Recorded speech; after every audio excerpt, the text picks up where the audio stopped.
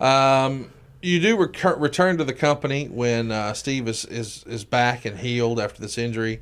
You're back as the commissioner. And, of course, Austin is going to turn heel at WrestleMania X7. And a lot of people think that that's the night that we started to wind it down.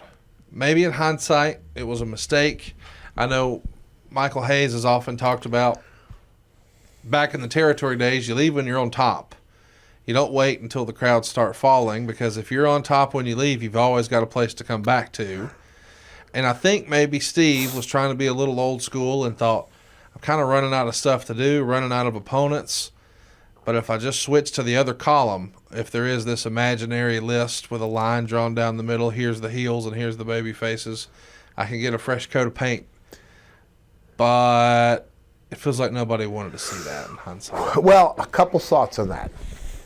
First of all,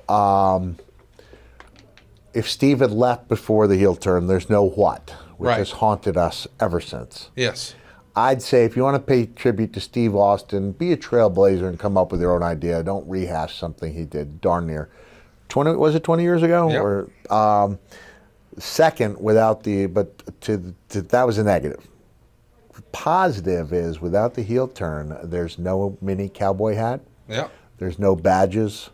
There's no Vince McMahon saying about Kurt, yes, he's a dork, but he's our dork, which makes him a dangerous dork, which was great stuff. Yes. But you're selling something that the public doesn't want to buy. But I think the fans, there's a term for this, technical term, but it means that they choose to remember you in the way they want. So nobody, that goes back, and I'm not picking on Impact, but nobody asked me about Impact. And nobody asked me about my short-term heel run in WWE when I faced Ric Flair in successive matches, because it wasn't the guy they wanted to see doing the way they wanted to see him.